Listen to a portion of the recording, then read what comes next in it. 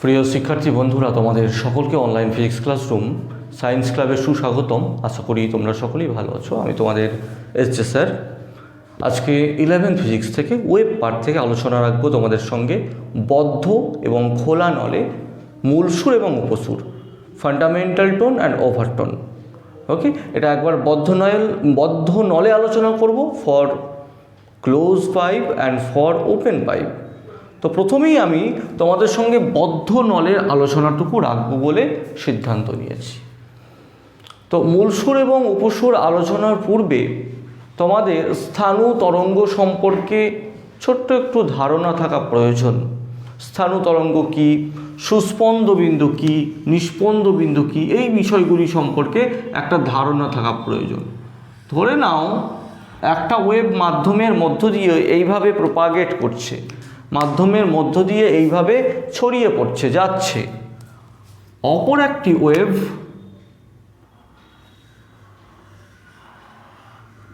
এই বরাবর অগ্রসর হচ্ছে।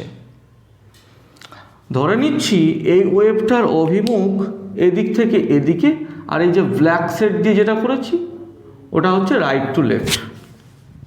ওকে, এই যে তরঙ্গ দুটো উপরিপাতের ফলে যে লব্ধি তরঙ্গটা তৈরি হলো, যে লব্ধি তরঙ্গটা আমি পাচ্ছি, সেটাই হচ্ছে স্থাণু তরঙ্গ। তোমাদের যদি ওয়েভের বেসিক কনসেপ্ট থেকে থাকে তাহলে একটু খেয়াল করলেই বুঝতে পারছো, এই যে দুটো ওয়েভ করেছি, দুটো ওয়েভের অ্যাম্পলিটিউড মানে বিস্তার একই। অ্যাম্পলিটিউডটাকে তো এই পার্ট দিয়ে লেখা হয়। একটা ওয়েভের অ্যাম্পলিটিউড মানে তো এইটা তো অ্যাম্পলিটিউড না, এটা তো ওয়েভ লেন্থ না, এই পর্যন্ত তো ওয়েভ লেন্থ। তাহলে একটু খেয়াল করে দেখো, এই দুটো ওয়েভের বিস্তার সেম, তরঙ্গ দৈর্ঘ্যও সেম। তাহলে দুটি তরঙ্গ যাদের বিস্তার এবং তরঙ্গ দৈর্ঘ্য একই, কিন্তু তারা বিপরীত দিক থেকে এসে একে অপরের উপর উপরিপাতিত হয়, এবং তাদের যে কম্পনটা সেটা যদি মাধ্যমের মধ্যেই সীমাবদ্ধ থাকে, মাধ্যমের বাইরে অগ্রসর হয় না, মাধ্যমের মধ্যেই সীমাবদ্ধ থাকে, তবে এই রকম তরঙ্গটাকে বলে স্থাণু তরঙ্গ। মনে রাখার ব্যাপার হলো, এই দুটি তরঙ্গের কিন্তু যে দুটো তরঙ্গ উপরিপাতিত হচ্ছে, এই দুটি তরঙ্গেরই কম্পন একই, তাদের এই দুটো তরঙ্গেরই তোমার বিস্তার একই, কম্পাঙ্ক একই, তরঙ্গ দৈর্ঘ্য একই, শুধুমাত্র বিপরীত দিক থেকে এসে উপরিপাতিত হয়। ঠিক আছে, এখন দেখো এই দুটো তরঙ্গ যখন উপরিপাতিত হচ্ছে, এই লব্ধি বিস্তারের একটা পার্ট পাচ্ছি। যদি এই ওয়েভটা যদি ভালো করে খেয়াল করো, দেখো এই প্রত্যেকটা অংশের অ্যাম্পলিটিউড কিন্তু একই রকম নেই, লব্ধি অ্যাম্পলিটিউড কিন্তু একই রকম না। একই রকম কি, অ্যাম্পলিটিউডটা সব জায়গায় সমান না। যদি আমি এই বিন্দুগুলি দেখি, এখানকার অ্যাম্পলিটিউড মানে বিস্তার হচ্ছে সর্বনিম্ন। এই সর্বনিম্ন বিস্তারযুক্ত যে অঞ্চল, এই যে অঞ্চলটা, এই যে জায়গাটা, এই যে জায়গাটা, একে বলে নিস্পন্দ বিন্দু। একে বলে নিস্পন্দ বিন্দু। ঠিক আছে, একে ইংরেজিতে বলে নোড, বাংলায় হচ্ছে নিস্পন্দ বিন্দু, নোড, NODE, নোড। আর একটু খেয়াল করো, এখানে বেশ কিছু জায়গা, যেমন এই যে পোর্শনটা, এই যে পোর্শনটা, এই যে পোর্শনটা, এই যে পোর্শনটা, এই জায়গাগুলো কিন্তু বিস্তার সর্বোচ্চ, সব থেকে বেশি। এই জায়গাগুলোর নাম হচ্ছে সুস্পন্দ বিন্দু। সুস্পন্দ বিন্দু,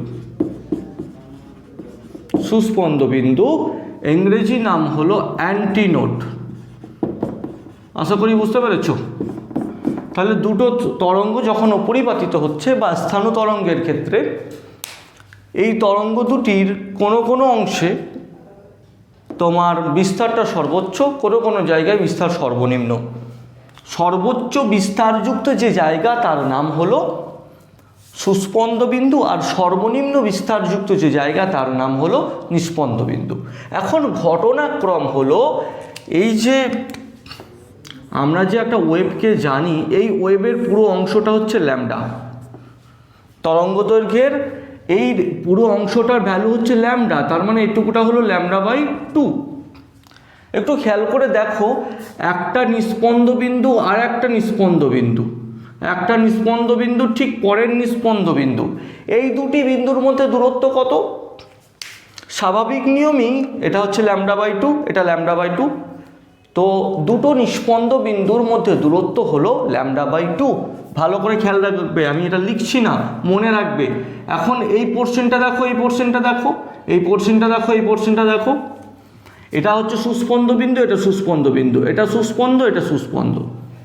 দুটো সুস্পন্দ বিন্দুর মধ্যেও দূরত্ব λ/2।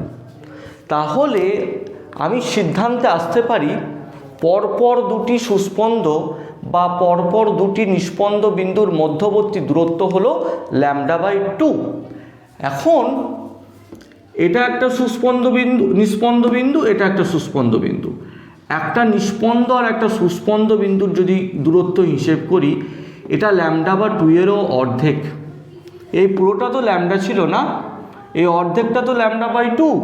এখন এইটুকুটা তো λ/2 এরও অর্ধেক।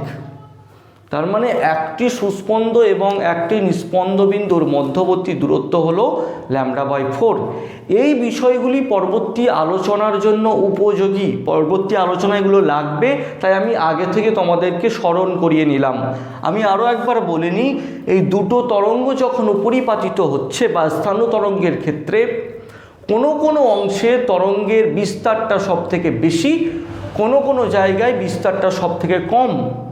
সর্বাধিক বিস্তারযুক্ত যে জায়গা তার নাম হচ্ছে সুস্পন্দ বিন্দু, আর সর্বনিম্ন বিস্তারযুক্ত জায়গাটার নাম হচ্ছে নিস্পন্দ বিন্দু। দুটি সুস্পন্দ বিন্দুর পরপর দুটি সুস্পন্দ বিন্দুর মধ্যবর্তী দূরত্ব হলো λ/2, পরপর দুটি নিস্পন্দ বিন্দুর মধ্যেরও দূরত্ব λ/2। তবে একটি সুস্পন্দ এবং একটি নিস্পন্দ, একটি নিস্পন্দ এবং একটি সুস্পন্দ এর মধ্যবর্তী দূরত্ব হলো λ/4। এখন আমি এই বদ্ধনলে এবং বদ্ধনলের মূল সুর এবং উপসুরের আলোচনায় আসি। বদ্ধনল মানে হলো যে নলের এক প্রান্ত বদ্ধ, এক প্রান্ত খোলা, ক্লোজড অর্গান পাইপ। এর মিনিং কিন্তু দুটো পার্টই ক্লোজ নয়, একটা পার্ট ক্লোজ থাকবে আর একটা পার্ট ওপেন থাকবে। তোমাদেরকে জেনে রাখতে হবে, মনে রাখতে হবে, ক্লোজড পাথ বদ্ধ অংশে সর্বদাই নিস্পন্দ বিন্দু তৈরি হয়, আর ওপেন পাথ, ওপেন যে মুখটা, ওপেন মাউথে সবসময় সুস্পন্দ বিন্দু তৈরি হয়। তাহলে আমি যদি একটা পাইপের কথা বলি, বদ্ধ নলের কথা বলি, বদ্ধ নলের একটা শেপ যদি আমি তোমাদেরকে বলি, বদ্ধ নলের শেপটা হবে ঠিক এইরকম। এটা হলো একটা বদ্ধ নলের শেপ, ঠিক আছে। এই বদ্ধ নলের এক প্রান্ত খোলা থাকে আর এক প্রান্ত খোলা থাকে, এক প্রান্ত বদ্ধ থাকে। বদ্ধ নল মানে তার কিন্তু দুই প্রান্তই বদ্ধ নয়। এখন ধরে নিচ্ছি এই বদ্ধ নলটা এইরকম একটা কম্পনে কম্পিত হচ্ছে,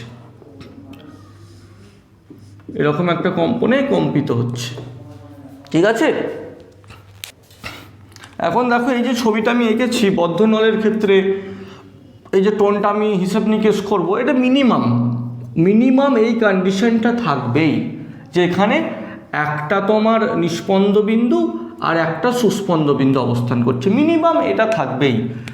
ধরে নিচ্ছি নলটির দৈর্ঘ্য হলো এল, নলের দৈর্ঘ্য এল, এটা হচ্ছে তোমার ওয়েভলেন্থের যদি হিসেব করি, এই প্রান্তে একটা নিস্পন্দ বিন্দু তৈরি হয়েছে, এই প্রান্তে একটা সুস্পন্দ বিন্দু তৈরি হয়েছে। তাহলে একটি সুস্পন্দ এবং একটি নিস্পন্দ বিন্দুর মধ্যবর্তী দূরত্ব কত? একটু আগেই শিখলাম, একটা সুস্পন্দ বিন্দু এদিকে, একটা নিস্পন্দ বিন্দু এদিকে। তাহলে একটা সুস্পন্দ এবং একটা নিস্পন্দ বিন্দুর মধ্যবর্তী দূরত্ব হলো λ/4। বুঝলে কিনা দেখো, এটা বুঝলেই বদ্ধ নলের মূল সুর তোমরা শিখে ফেলেছো ইতিমধ্যে। যেটা করেছি, নলটা দৈর্ঘ্য এল নিয়েছি, এটা যেহেতু মিনিমাম একটা ফ্রিকোয়েন্সি নিয়েছি, যেখানে ধরে নিচ্ছি এখানে নলের দৈর্ঘ্য এল, এক্ষেত্রে একটি সুস্পন্দ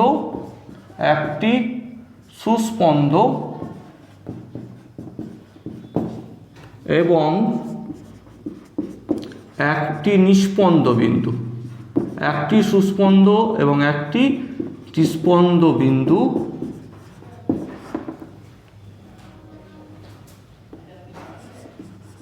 অবস্থান করে। ওকে, এখন নলের দৈর্ঘ্য এল নিয়েছি, তাহলে এখানে যদি আমি ওয়েভলেন্থের হিসেব করি, তরঙ্গ দৈর্ঘ্যের হিসেব করি, তরঙ্গ দৈর্ঘ্যটা কত? এখানকার লেন্থ হচ্ছে এল, আর তরঙ্গ দৈর্ঘ্য ধরলে হিসেব করলে এটা হলো λ/4। তার মানে আমরা দেখতে পাচ্ছি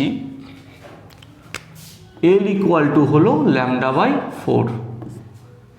এখানকার বেগটা, ভেলোসিটিটা যদি, ওয়েভের ভেলোসিটি যদি ভি হয়, কম্পাঙ্ক যদি এন হয়, তাহলে আমরা জানি V equal to N lambda, তার মানে এন ইকুয়াল টু হলো v/λ। এখানে ল্যামডার ভ্যালুটা কত দেখে নাও, 4l, তার মানে এন ইকুয়াল টু v/4l। এই যে ফ্রিকোয়েন্সিটা পেলাম, এই যে কম্পাঙ্কটা পেলাম, এটা হলো মূল সুর, একদম মিনিমাম ফ্রিকোয়েন্সি, যেটা মিনিমাম কম্পাঙ্কটাই হলো মূল সুর। দেখো বুঝতে পেরেছো কি না? আশা করি তোমাদের বোঝাতে পেরেছি মূল সুরটা কীভাবে তৈরি হলো। একটা ওপেন অর্গান পাইপ নিয়েছি, এটা ক্লোজ অর্গান পাইপ, একটা বদ্ধ নল নিয়েছি, বদ্ধ নলে এটা মিনিমাম ফ্রিকোয়েন্সি খোঁজার চেষ্টা করেছি। মিনিমামের ক্ষেত্রে একটা সুস্পন্দ বিন্দু, একটা নিস্পন্দ বিন্দু থাকবে, এর মধ্যবর্তী দূরত্ব হচ্ছে λ/4, লেন্থের হিসাবে এল, তার মানে এল ইকুয়াল টু λ/4। এখান থেকে আমি মূল সুরটা পেয়ে গেলাম। এখন সেকেন্ড আর একটা হিসেব নিকেশে আসি, দ্বিতীয় আর একটা হিসেব নিকেশ আমি করে নিই।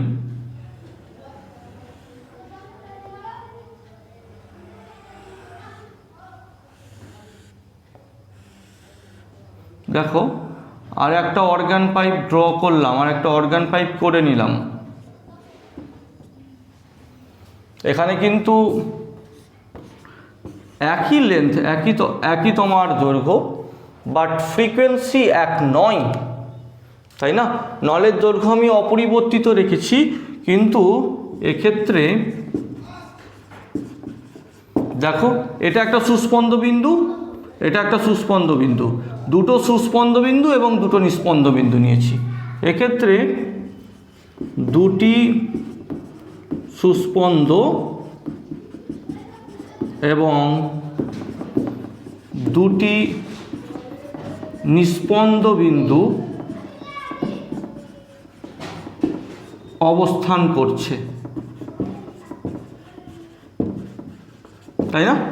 এখন এদের যদি হিসেব করি, ওয়েভলেন্থ ধরে হিসেব করি, তাহলে এটা কত দেখি, এই পুরোটা হলো λ/2 আর এটা হলো λ/4, বা আমি এটাও বলতে পারি এটা একটা নিস্পন্দ, একটা সুস্পন্দ, λ/4, এটা একটা λ/4, এটা আর একটা λ/4, তার মানে হলো 3λ/4। ওকে, এক্ষেত্রে আমার হিসেবটা এইরকম আসছে, এল ইকুয়াল টু 3λ/4। এখানকার কম্পাঙ্কটা আমি যদি n1 নিই, কম্পাঙ্ক হচ্ছে n1 নিই, তাহলে এটা হলো v/λ। ল্যামডার ভ্যালুটা কত? ল্যামডা ইকুয়াল টু 4l/3, তাই না? তাহলে এখানে দেখো v/λ জায়গায় যদি 4l/3 বসিয়ে নিই, 4l × 3 এরকম হয়ে যাবে, তার মানে হলো 3n। আশা করি বুঝতে পারছো। তাহলে আশা করি এখানে তোমরা হিসেব নিকেশটা বুঝতে পেরেছো। তাহলে এখানকার যে কম্পাঙ্কটা পেলাম, সেটা মূল কম্পাঙ্ক, মূল সুরের 3 গুণ, তাই না? তো এই যে মূল সুরের 3 গুণ, এই যে কম্পাঙ্কটা পাচ্ছি, এটাকে বলে, এটা মূল সুর যদি হয়, এটা হলো প্রথম উপসুর, এবং এর কম্পাঙ্কটা যেহেতু মূল সুরের 3 গুণ, এটা হলো তৃতীয় সমমেল, এটা হলো তৃতীয় সমমেল। আশা করি এটা বুঝেছো। এখন আমি 3 নম্বর হিসেবে আসি। 3 নম্বর হিসেবে অর্গান পাইপের ফ্রিকোয়েন্সিকে আমি আরেকটু চেঞ্জ করে নিচ্ছি, আরেকটু বদলে নিচ্ছি। কীভাবে বদলে নিচ্ছি দেখো, এখানে দুটো মূল সুর দুটো উপসুর নিয়েছিলাম, এখন এটাকে আমি আরেকটু চেঞ্জ করে নেব।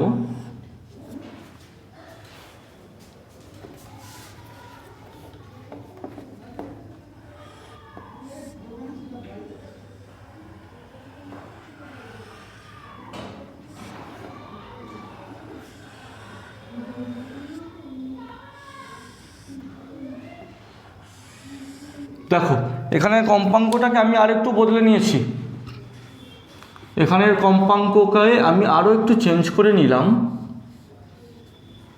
একটু খেয়াল করে এখানে দেখো, এখানে কিন্তু 3টে সুস্পন্দ এবং 3টে নিস্পন্দ বিন্দু তৈরি হয়েছে, ঠিক আছে। এখানকার হিসেবটা আমি যা করলাম, এক্ষেত্রে 3টি সুস্পন্দ এবং 3টি নিস্পন্দ বিন্দু রয়েছে, 3টি সুস্পন্দ এবং 3টি নিস্পন্দ বিন্দু অবস্থান করে। অর্গান পাইপটা কিন্তু একই দৈর্ঘ্যের, সেটা ল্যামডা এল। এখানের কম্পাঙ্ক দিয়ে যদি হিসেব করি তাহলে দেখো এই যে পুরো পার্টটা, এটা একটা পূর্ণ তরঙ্গ মানে ল্যামডা, আর এটুকু হচ্ছে λ/4।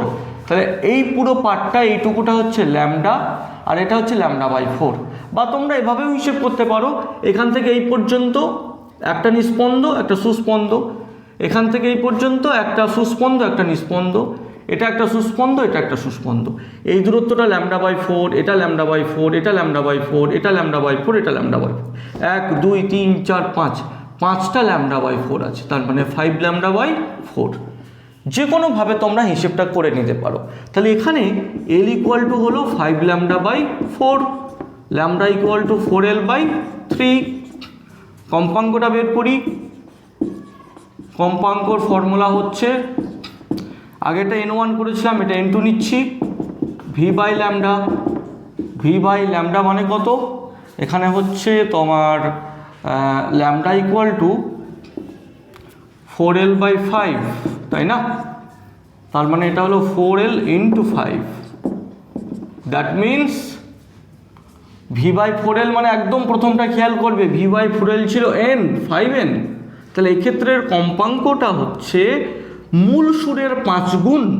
মূল সুরের 5 গুণ মানে এটা তৃতীয় সমমেল, আর উপসুরের হিসেবে দ্বিতীয় উপসুর এবং পঞ্চম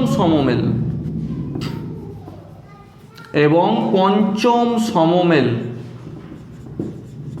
ঠিক আছে। এই হলো বদ্ধ নলের ক্ষেত্রে মূল সুর এবং বিভিন্ন উপসুর। এখন আমি 3টে এক্সাম্পল নিলাম, 3টে তোমার ফিগার ড্র করে তোমাদেরকে বললাম মিনিমাম 3টেই করতে হয়।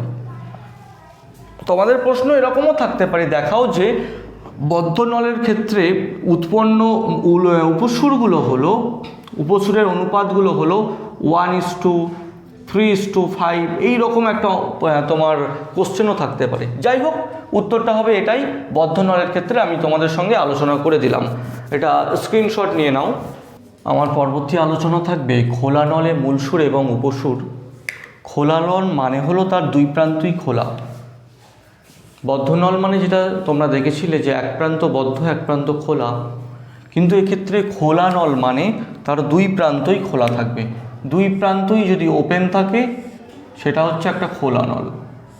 আমাদের প্রথমেই অনুসিদ্ধান্ত ছিল খোলা নলে কিন্তু সর্বদাই খোলা প্রান্তে সর্বদাই সুস্পন্দ বিন্দু তৈরি হয়, আর বদ্ধ প্রান্তে নিস্পন্দ বিন্দু তৈরি হয়। সেই হিসেব নিকেশ যদি করি, একদম মিনিমাম যদি হিসেবটা করি, সেটা হচ্ছে এই রকম। আমি একটা হিসেব নিকেশ খুঁজে পাবো, দেখো মিনিমাম একটা খোলা নলের একটি নিস্পন্দ বিন্দু এবং দুটি সুস্পন্দ বিন্দু অবস্থান করে। মিনিমাম, সর্বনিম্ন এটা হবেই যে একটা নিস্পন্দ বিন্দু থাকবে, তার সঙ্গে দুটো সুস্পন্দ বিন্দু অবস্থান করবে। এক্ষেত্রে নলের দৈর্ঘ্য আমি L নিলাম, লিখি। এক্ষেত্রে নলের দৈর্ঘ্য L, এক্ষেত্রে নলের দৈর্ঘ্য নিয়েছি L,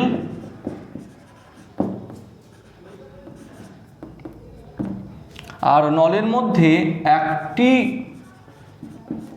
নিস্পন্দ এবং দুটি সুস্পন্দ বিন্দু অবস্থান করছে।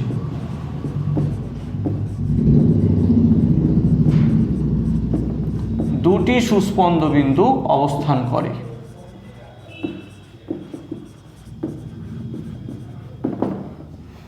তাহলে যদি আমি এদের তরঙ্গ দৈর্ঘ্য ধরে হিসেব করি, তাহলে এখানে একটা সুস্পন্দ বিন্দু হয়েছে, এখানে একটা সুস্পন্দ বিন্দু হয়েছে। পরপর দুটি সুস্পন্দ বিন্দুর মধ্যবর্তী দূরত্ব কত জানো? একটু আগেই তোমরা শিখেছো, পরপর দুটি সুস্পন্দ বিন্দুর মধ্যবর্তী দূরত্ব হলো λ/2, তাই না? পরপর দুটি সুস্পন্দ বা পরপর দুটি নিস্পন্দ বিন্দুর মধ্যবর্তী দূরত্ব λ/2। তার মানে এখানে এল হলো λ/2, ল্যামডা ইকুয়ালটা আমি লিখতে পারি 2l।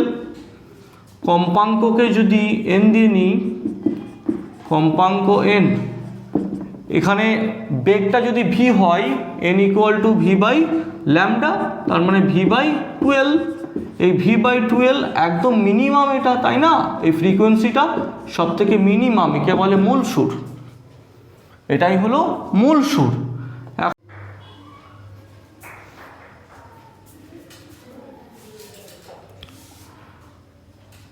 এখন দেখো এখানে যদি দুটো তোমার নিস্পন্দ বিন্দুর অবস্থান হয়, তাহলে স্ট্রাকচারটা কেমন হবে?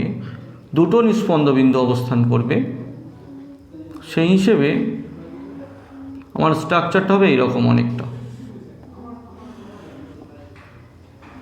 স্ট্রাকচারটা হবে দেখো এরকম, দুটো নিস্পন্দ বিন্দু অবস্থান করছে। নলের দৈর্ঘ্য একই আছে, শুধুমাত্র কম্পাঙ্ক পাল্টাচ্ছে, ওয়েভলেন্থ পাল্টাচ্ছে। এখানে এই একটা নিস্পন্দ বিন্দু, এই একটা নিস্পন্দ বিন্দু, এই একটা সুস্পন্দ, এই একটা সুস্পন্দ, এই একটা সুস্পন্দ বিন্দু, এই দূরত্বটা হলো এল। তাহলে এক্ষেত্রে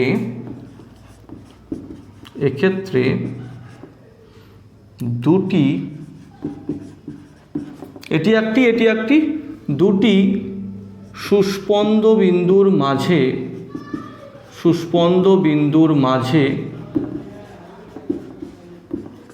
দুটো সুস্পন্দ বিন্দুর মাঝে দুটি সুস্পন্দ এবং একটি নিস্পন্দ বিন্দু অবস্থান করছে, একটি নিস্পন্দ বিন্দু অবস্থান করছে।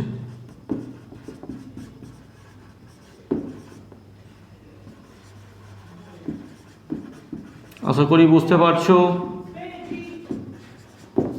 এখানে দেখো দুটো সুস্পন্দ বিন্দু, তার মাঝে একটা সুস্পন্দ, দুটো নিস্পন্দ বিন্দু আছে। আচ্ছা, ওয়েভলেন্থের হিসেবে এটা কতটা হয় একটু খেয়াল করে নাও তো।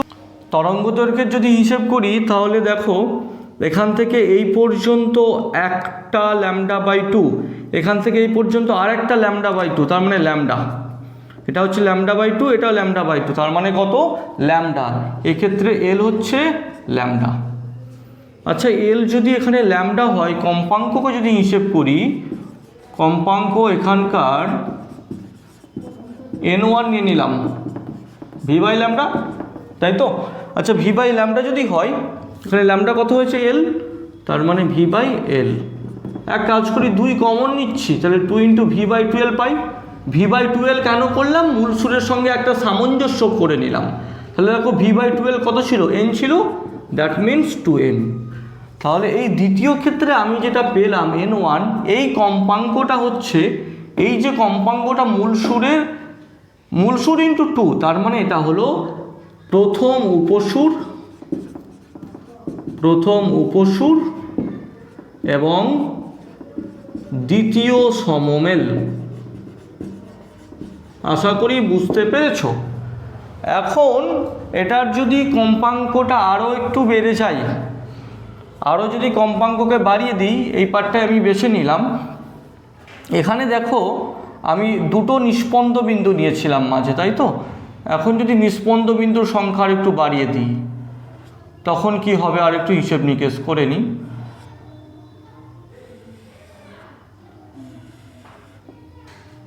দেখো এখানে 3টে নিস্পন্দ বিন্দু নিয়েছি, খেয়াল করো। এ একটা সুস্পন্দ বিন্দু, এ একটা সুস্পন্দ বিন্দু, এর মাঝে 3টে নিস্পন্দ বিন্দু নিয়েছি। এই লেন্থটা হলো এল। তাহলে এক্ষেত্রে আমি লিখব একটি নিস্পন্দ, এক্ষেত্রে কটা নিস্পন্দ বিন্দু আছে এই হিসেব নিকেশটা আমি আবার নতুন করে লিখে নিই। এক্ষেত্রে দুটি সুস্পন্দ বিন্দুর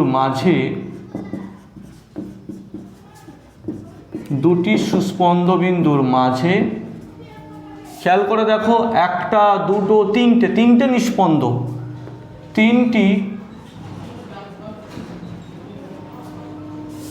নিস্পন্দ এবং খেয়াল করে দেখো এখানে কতগুলো সুস্পন্দ আছে, আরও দুটি সুস্পন্দ এবং দুটি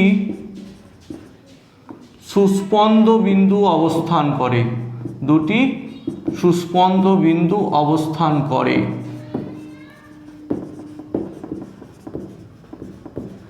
নলের দৈর্ঘ্য এল। এখন এই হিসেবটাকে যদি আমি ওয়েভলেন্থের হিসেবে করি, কটা ওয়েভলেন্থ আছে দেখি, এ একটা সুস্পন্দ, এ একটা সুস্পন্দ, তার মানে λ/2, এটা আর একটা λ/2, এটা আর একটা λ/2, তার মানে 3 λ/2। আমি যেভাবে তোমাদেরকে বোঝাতে চাইছি, এই একটা সুস্পন্দ, এই একটা সুস্পন্দ, এর মধ্যবর্তী দূরত্ব কত, λ/2, এটা সুস্পন্দ, এটাও সুস্পন্দ, এর মধ্যবর্তী দূরত্ব আর একটা λ/2, এর মধ্যবর্তী দূরত্ব আর একটা λ/2, এইভাবে 3 λ/2, তার মানে এখানে এল হচ্ছে 3 λ/2, λ = 12/3। কম্পাঙ্ককে যদি হিসেব করি, কম্পাঙ্ক হলো, কম্পাঙ্ক এটা n2 বলে নিচ্ছি, n2 = v/λ, তার মানে হলো এটা হচ্ছে v/12 × 3, তার মানে 3n। তাহলে এক্ষেত্রে যে কম্পাঙ্কটা তৈরি হয়েছে তা মূল সুরের 3 গুণ। তাহলে এই যেটা পেলাম এটা হলো দ্বিতীয় উপসুর এবং তৃতীয় সমমেল। একইভাবে আমি এরপরে তৃতীয় উপসুর আমি তৈরি করতে পারি, চতুর্থ উপসুরকে আমি তৈরি করতে পারি, পঞ্চম উপসুরকে তৈরি করতে পারি, তবে তোমাদের পরীক্ষার জন্য এই 3টি যথেষ্ট। এখন এখান থেকে আমরা আরও একটা সিদ্ধান্ত দেখতে পাচ্ছি, এই মূল সুর, প্রথম উপসুর, দ্বিতীয় উপসুরের কম্পাঙ্কগুলো হলো, প্রথমটা n, তারপরটা দেখো প্রথমটা হচ্ছে n, তারপরটা 2n, তারপরটা 3n, এর পরপর পর্যায়ক্রমিক হতে থাকবে, তার মানে 1:2, 2:2, 3:... এই থেকে সিদ্ধান্ত নিতে পারি যে খোলা নলে যে উপসুরগুলো তৈরি হলো বা খোলা নলের উৎপন্ন সমমেলগুলি হলো, সমমেলের অনুপাত হলো 1:2, 3:, কন্টিনিউ হতে থাকবে এইভাবে। আর যখন বদ্ধ নল ছিল সেখানে 1:3:5 এইরকম একটা অনুপাত পেয়েছিলাম। তাহলে আজকের এই সংক্ষিপ্ত কয়েকটি কথার মাধ্যমে তোমাদের সম্মুখে আমি উপস্থাপন করেছি বদ্ধ নল এবং খোলা নলে মূল সুর এবং উপসুরগুলো কিভাবে তৈরি হয়, তাদের অনুপাতটা কত। এই ছোট্ট আলোচনাটুকু আশা করি তোমাদের উপযোগী হবে। আজকে আলোচনাটাকে আমি এখানেই শেষ করলাম। আবার তোমাদের সঙ্গে অন্য কোনো ক্লাসে অন্য কোনোভাবে আলোচনা রাখবো। দেখা হবে।